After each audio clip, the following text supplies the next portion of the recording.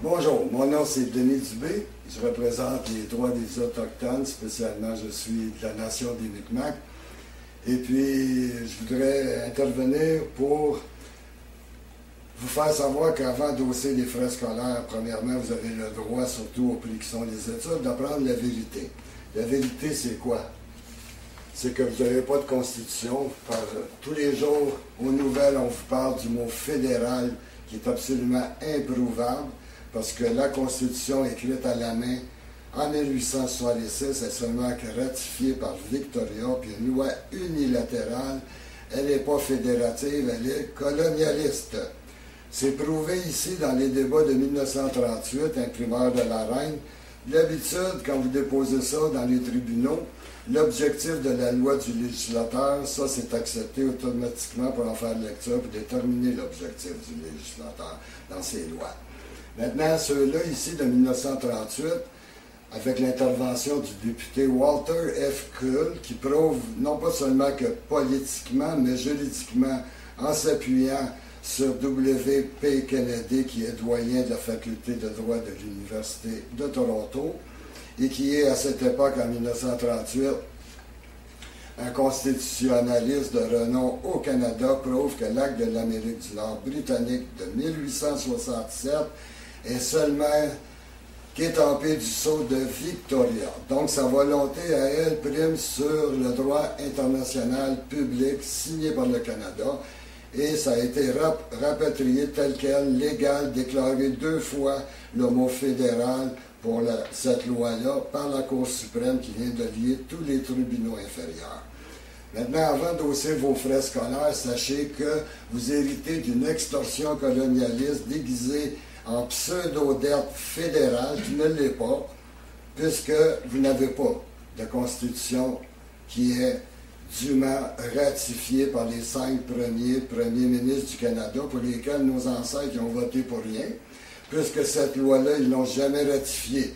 Non seulement elle n'a pas été ratifiée en 82, mais elle n'a pas été en 1867. Nous sommes donc toujours dans une colonie. Le texte ici d'Alexandre de Séguin de la Revue nationale, il s'applique. Le Québec est-il une colonie du Canada? Oui, c'est un sous-fief d'un fief de l'Empire britannique. Le texte ici de l'imprimeur de la Reine des débats de 1938, ça le prouve. Puis assez curieusement, ceux-là sont censurés dans un tribunal. Vous les déposez, vous dites que la Constitution est illégale au droit international public signé par le Canada et que le renvoi de 81 qui l'a déclaré légal est lui aussi en contravention du droit international public signé par le Canada.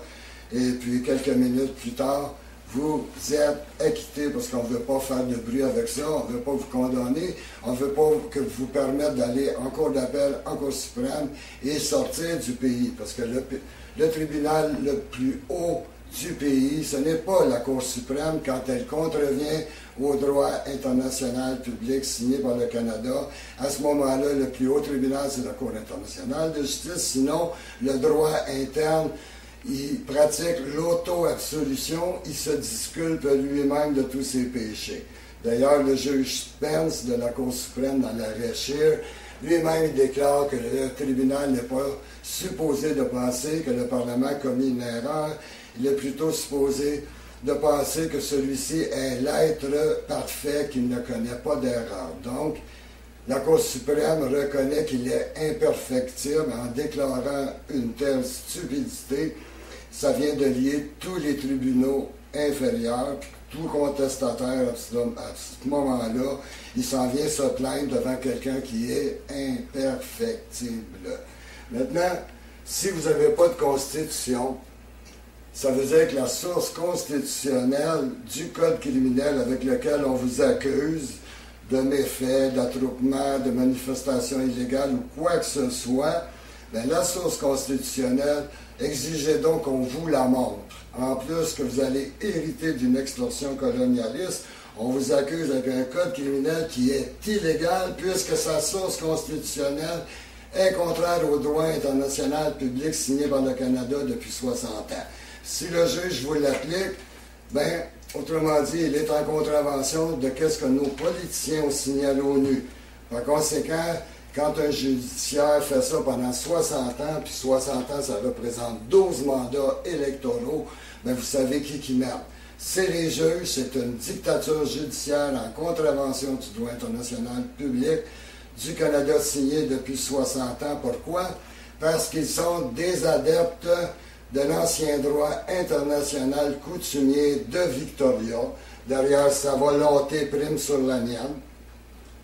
Donc, en tant que sujet d'une pseudo-modernité qui est médiévalisée par les juges, mais la volonté d'une reine morte en 1901 prime sur la mienne, sa constitution est illégale, son code criminel est illégal, madame n'a rien signé à l'ONU, mais pourtant, sa volonté de reine morte prime sur la mienne, donc sur ma liberté de penser, en dépit de 11 chartes qui me garantissent une liberté de penser bidon, puisque le mort pense à ma place, pour faire de nous des zombies. C'est ça qu'on est. Maintenant, ici, je vous conseille un livre, c'est les causes célèbres du Québec. Les causes célèbres du Québec, de quoi on parle là-dedans, c'est le juge d'abord, Dollard Dansereau. Il étudie la cause de Louis-David Riel, et puis il fait là-dedans le parallèle que les Métis et les Indiens sont calculés comme des sauvages et des bâtards. Le mot métis est synonyme de mulâtre. C'est un langage de conquistador. Pourquoi? Parce que l'étymologie le dit, mulus, mulatto, mulâtre. Tu n'es pas un cheval pure race, tu n'es pas un âne pure race, tu es un maudit bâtard de mulet entre les deux, rapporté ici par un juge en 1976, cause célèbre du Québec. Est-ce que le mot métis existe dans la Charte canadienne de M. Trudeau à l'article 35, alinéa 2? Oui. Est-ce que les Autochtones, Inuits, Indiens et Métis sont égaux en droit? Non. Dans le même article, sont reconnus autochtones, mais l'Inuit et l'Indien a son statut d'Indien. Il connaît son territoire, il connaît le nom de sa nation d'origine et il a la jouissance de ses droits ancestraux. Le métis, bien souvent, il ne parle pas la langue maternelle indienne. On le fait vivre avec les Blancs, il est privé de ses droits, et le mot métis, qui est synonyme de mulâtre, ben, il est bien là dans une charte. Pourquoi qu'il est dans une charte canadienne? Ben, vous allez voir en page couverture ici, il y a la présence des armoiries canadiennes. Les armoiries canadiennes, le texte légal dit écartelé et campagne, celle-ci fief du Canada. Campagne, c'est la campagne militaire menant à l'acte de capitulation de 1760. Vous êtes désigné en prise de guerre des Trois Fleurs de lys de Louis XV qui a signé le traité de Paris de 1763. Vous voyagez avec un passeport qui vous désigne en prise de guerre. Un passeport vendu comme un document prestigieux en 1995 par le premier ministre, le chef des libéraux, M. Charest. Alors, vous êtes un port ici, prisonnier de guerre, et c'est un document prestigieux. Et si le droit permet dans la proclamation de 1921 que le terme soit là, l'étymologie c'est bétail. Alors, est-ce qu'à du bétail, vous allez reconnaître le droit à la vérité, le droit à la mémoire et le droit à la dignité humaine? Non, pas à du bétail. Mais ces trois droits-là, fondamentaux, sont manquants, absents à la charte animalière de M. Trudeau, avec sa présomption de bâtardise pour les bardeaux métis, synonyme de mulet, mulâtre. On n'aura pas mis le mot mulet, mulâtre pour ne pas faire de la peine à Michael Jean, mais on va mettre le mot métis. Et puis pour ceux qui ne savent pas, en 2009, j'ai essayé de rejoindre les médias pour me plaindre des purges de la GRC dans les réserves indiennes avant les visites de Mme Michael Jean pour que les photos royales de la monarchie soient impeccables, l'être parfait. De quoi on voulait parler aussi de la vérité qu'on vous cache. Ici, vous avez un document, rapport des événements d'octobre de 1970, ministère de la Justice du Québec, imprimé en 1980. Alors, je vous pose la question. La loi sur l'accès à l'information vous permet de savoir ce qui se passe 20 ans après qu'on vous a caché. Donc, depuis l'an 2000, ça a été édité en 1980, depuis l'an 2000, vous devriez savoir pourquoi, quel est le contenu des 30 et 35 pages blanches qui sont là. Pourquoi l'agent Samson a été porté une bombe à la famille Steinberg. Pourquoi on a fait une conspiration pour faire paraître un Québec souverain comme un peuple antisémite.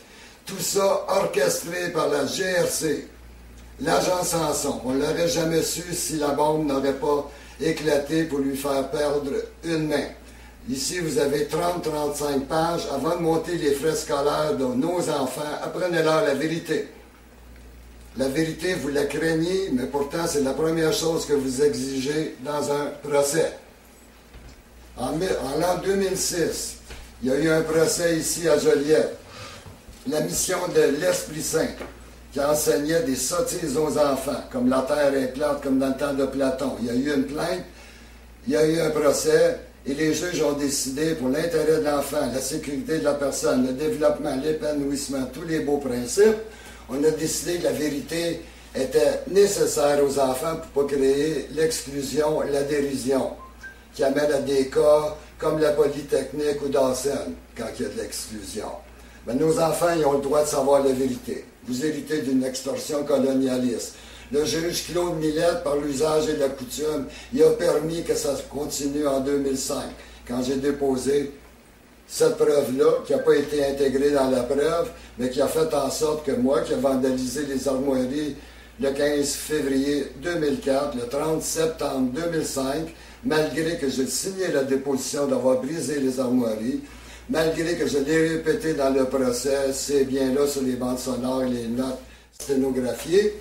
Alors, j'ai le film aussi, vidéo pris par des amis pendant que je fais le vandalisme, et pourtant, je suis acquitté. Puis j'ai été acquitté après avoir été condamné à 6 200 $, mais 5 minutes après, en me plaignant de la Constitution, d'illégalité de la source du Code criminel et de la Constitution et du renvoi de 81, je suis un homme acquitté dans le même procès par un juge en appel de sa cause, qui m'a condamné et qui m'acquitte ultérieurement.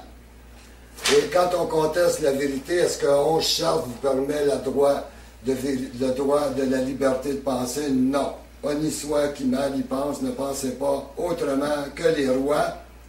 La preuve, c'est que ce juge-là, Claude Millette, il m'a éternisé 15 jours à l'Institut Philippe Pinel, doctorat honoris causa, merci beaucoup, pour avoir contesté que mes enfants et notre descendance, ils ont le droit à la vérité, ils ont le droit de savoir que les juges ont commis des actes de génocide depuis 60 ans en contravention de la Convention pour la prévention et la répression du crime de génocide de 1951, article 2, interdiction de séparer des familles. Ça vient du procès de Nuremberg, c'est un précédent judiciaire de 1946. 1989, 4 ans après la mise en vigueur de la Charte, Mme Sandra Lovelace est rendue à la Cour internationale de justice pour faire tomber la loi sur les Indiens qui séparait encore des familles autochtones 38 ans après la signature de la Convention de 51. Qui mène?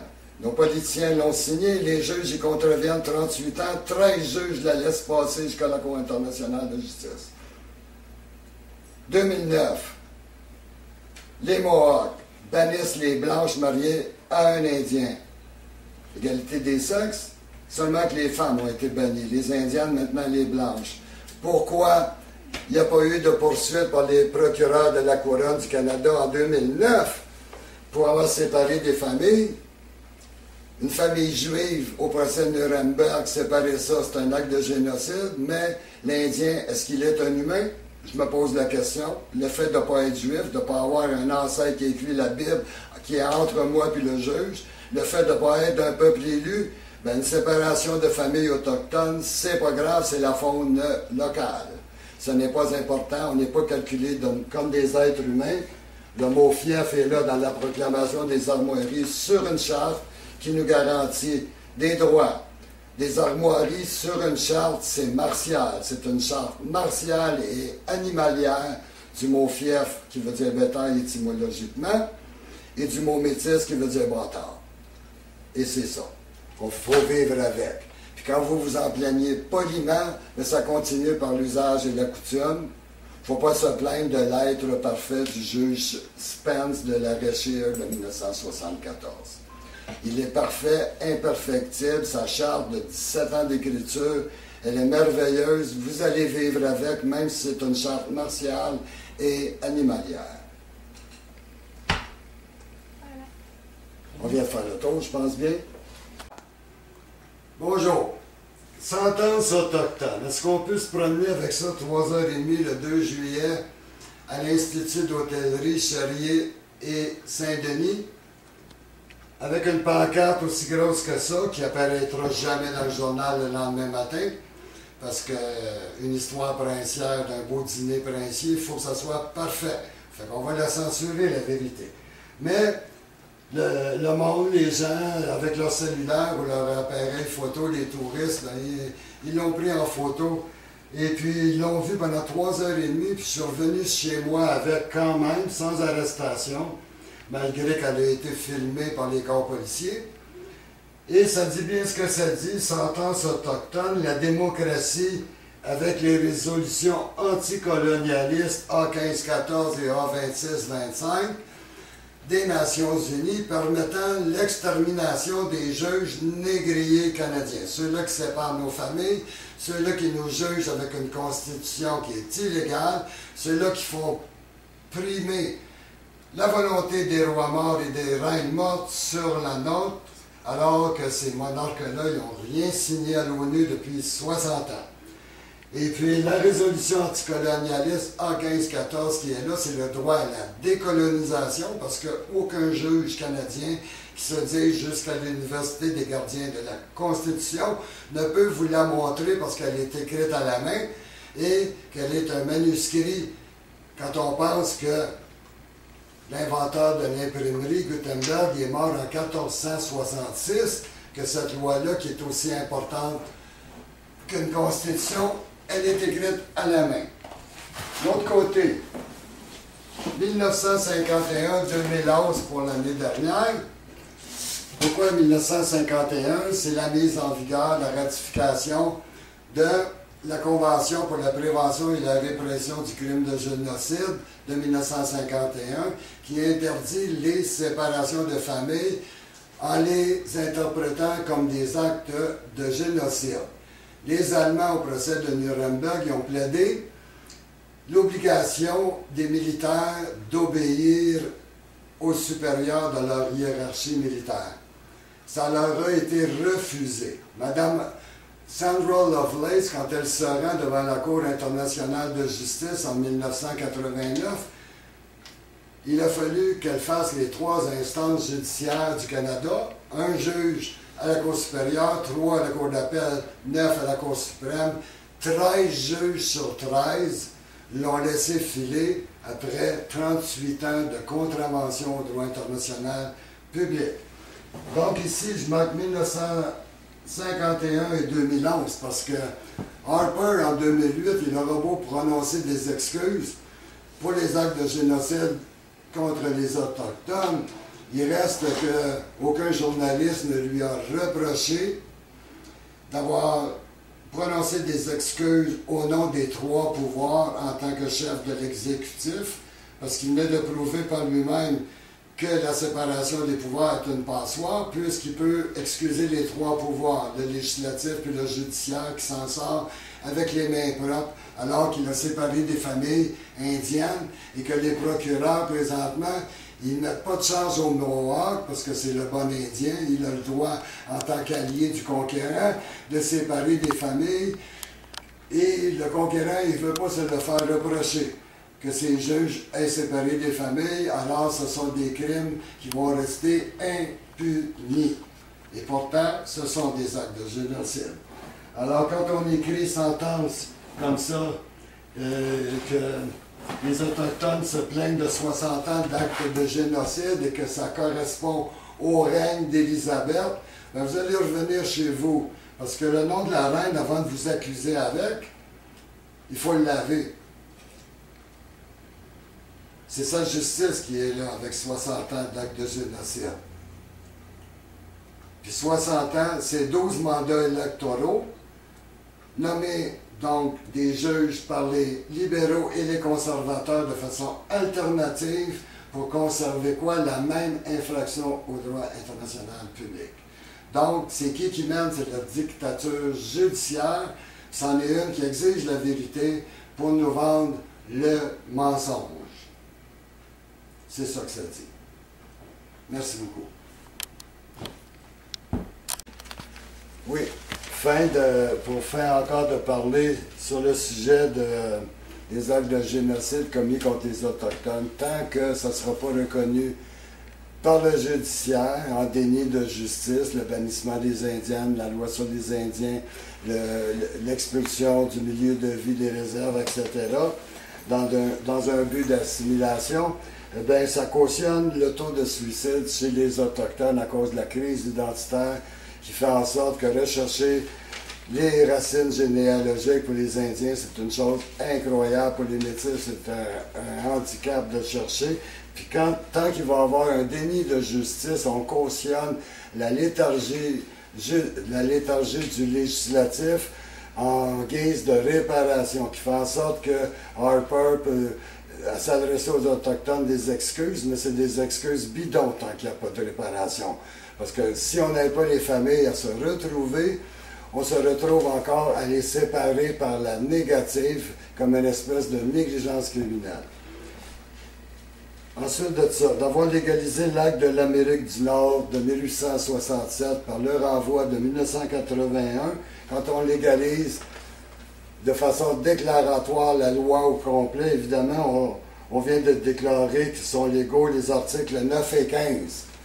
Bien, ça constitue une légalisation rétroactive de 2 conscriptions génocidaires, parce que c'est ça les articles 9 et 15 qui sont les sources des décrets de conscription des 2 guerres mondiales qui ont coûté la vie à 100 000 Canadiens, 25 000 Québécois. Et on vous envoie saluer le soldat inconnu quand des gens de votre famille ont appartenu à ça, puis qu'on légalise rétroactivement des conscriptions génocidaires quand on ne peut même pas légitimer rétroactivement un mandat d'arrestation.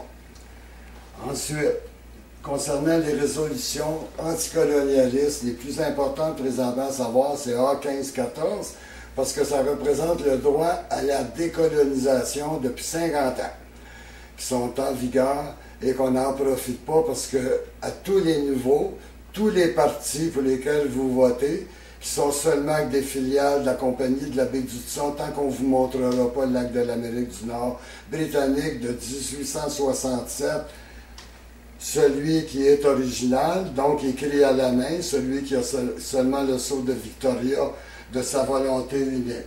On est au droit à la résolution A15-14 pour le droit à la décolonisation. La résolution A26-25, tant qu'à elle, c'est le droit à la résistance armée. Est-ce que vous avez le droit de résister de façon armée, de le signaler à l'ONU? Oui, parce que vous avez le droit à la vérité. Puis je vais vous le prouver au mois de septembre, parce qu'au palais de justice, je t'ai appelé à rentrer, et j'avais rentré armé. Je vous l'avertis d'avance. Avec les résolutions anticolonialistes qui sont là, la question juridique, elle va se poser. Point final. Merci beaucoup. On résiste. 18 mai 2012. Journal Le Devoir. Déclaration de guerre aux étudiants. Dans le même journal, nous avons comme titre « L'ex-bras droit de Tremblay arrêté ». Nous savons que M. Tremblay a essayé dans les dernières semaines de passer une loi anti-masque.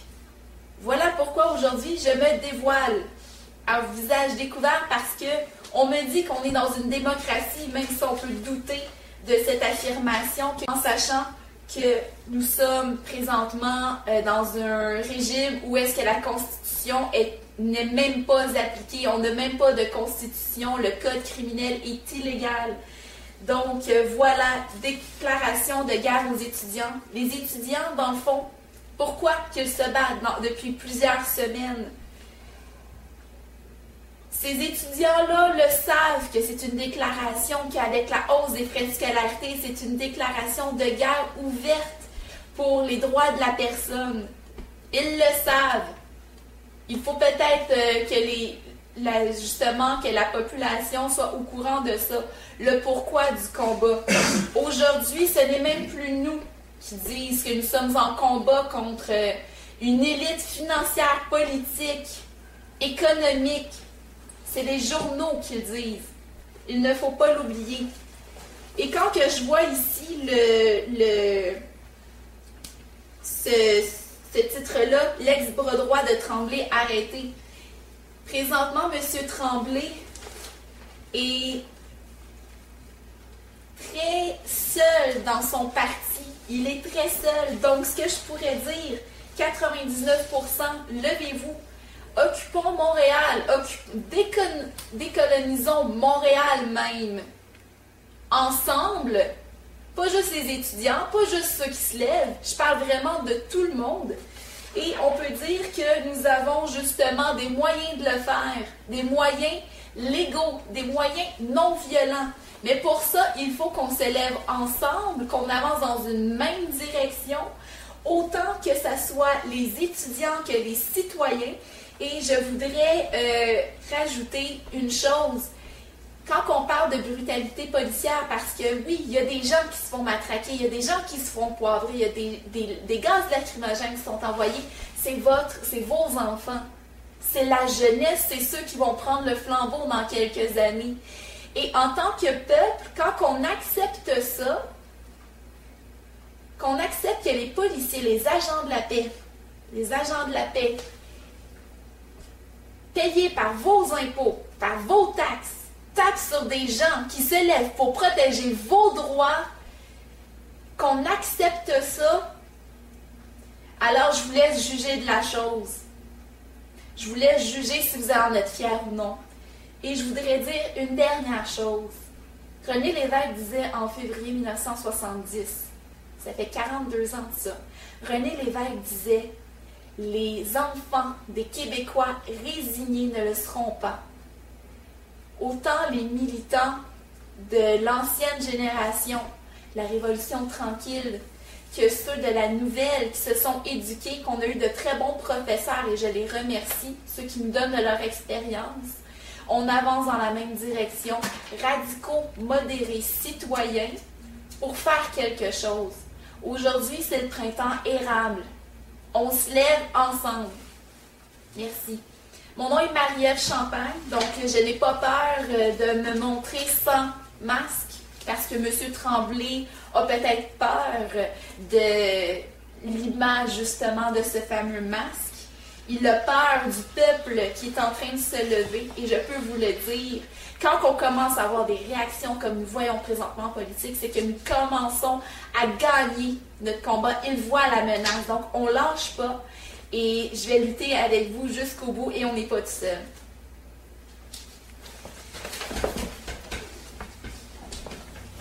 Bonjour. Moi, je félicite Mme Beauchamp d'avoir démissionné parce que c'est ça vraiment la compétence d'un libéral, c'est de capituler. Alors, bravo Mme Beauchamp.